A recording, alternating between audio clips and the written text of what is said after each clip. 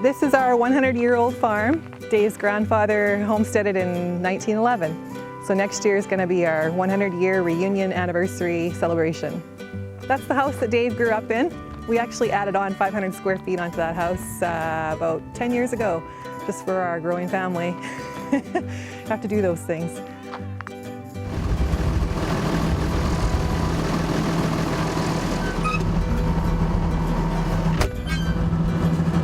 We're going to drive out and we're going to take a test of flax, and if it's dry, then we're going to keep combining.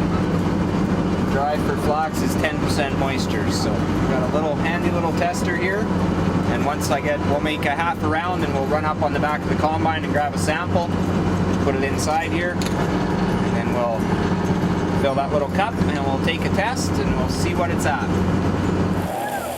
Our switch to organic came probably about 10 years ago. As we started going organic and started seeing the land produce vegetation that we had never seen before, and we realized that that was natural vegetation that belonged there in the prairies. And when we started seeing that, we just started seeing the wildlife, enjoying our space more, knowing that there was no chemicals that were going to be harming any wildlife.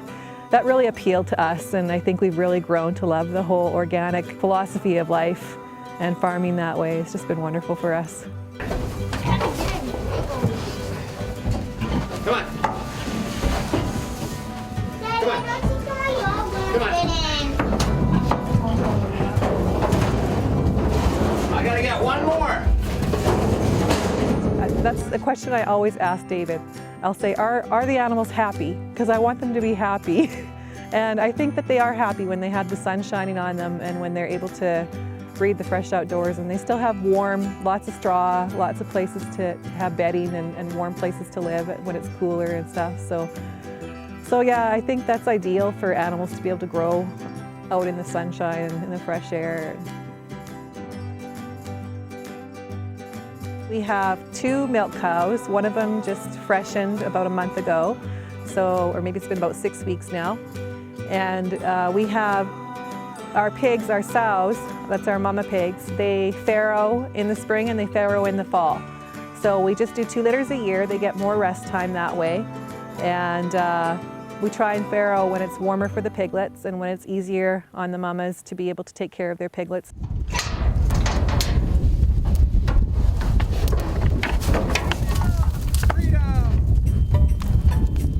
I think we're driven because we really appreciate where we live.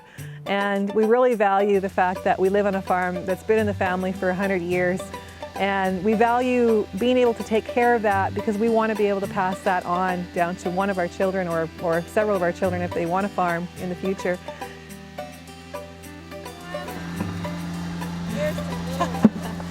Here's some more. Good job.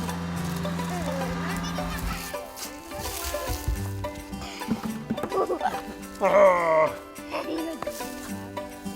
Get away. We'll dig one more. Okay.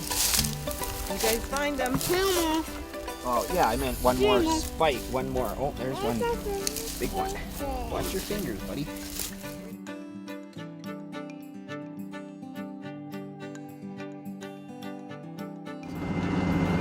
I grew flax, I grew rye, lentils, yellow peas, oats, hulless barley, and a Polish wheat, and hard red spring wheat. I have 9 fields, and I usually anywhere from 10 acres to 50 acres. And I try to rotate my crops. As an organic farmer, that's kind of what you want to rotate, because other crops feed other crops. Peas fix nitrogen, so you want to plant something else that requires a little more nitrogen after that, like wheat or something. This flax was grown on alfalfa. We're going to take a sample. We've got some flax in there, and I'll just use a little tester here. I'll actually turn it on, and I'll find where it says flax. Pop in here and get a little sample in the cup.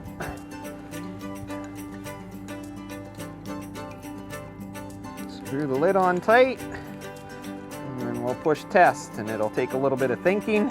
6.8, holy man, she's dry. 10 is dry, so 6.8, she's ready to go. So you know what we're doing. Right, Josh? It has been going really good, actually. It's been good. It's a little, there's pauses between things being ready just because the mornings are so damp and you don't have your sunshine period like you do in September. Your days are shorter and your sun's not as powerful, so it's dragged on a little bit. I would have liked to have been done by now, but we'll get her done.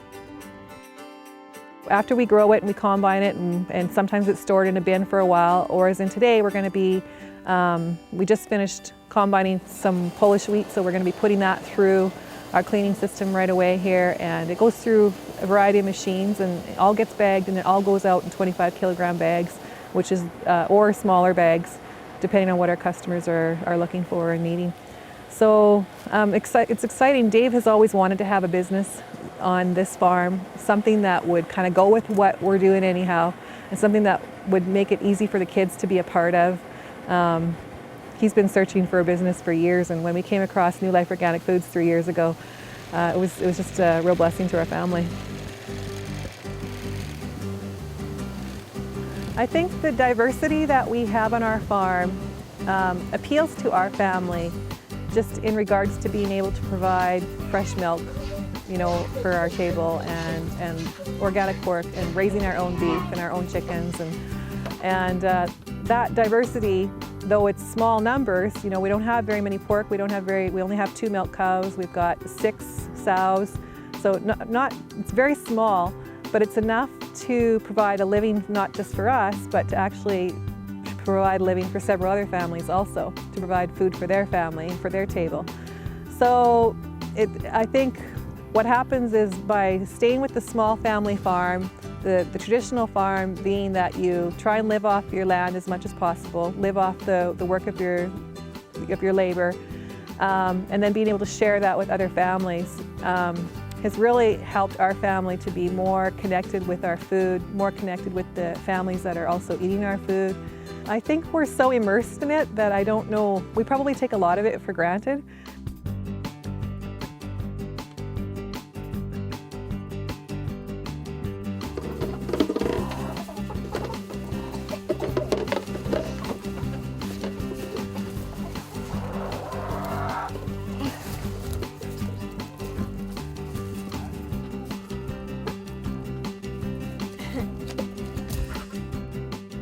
I hope that they grow up just having a natural connection with their food, knowing where it's coming from, just being aware of the labor that went into it. Like if I'm eating something that I haven't produced myself, someone else made that. So just being aware that someone else put that work into that food, and to value that, to really value not just the quality, but you know, the amount of effort and the skill that went into making that meal.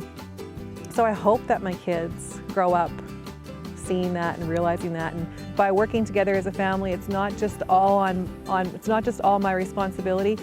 I oversee it all, and I direct the kids, and I give them the resources that they need to learn or to do the things that they need to do to be part of a family with helping out. And we all work together, and I think that's how we're able to do the projects that we do in this farm. And we support each other and encourage each other, and we teach each other if we have to.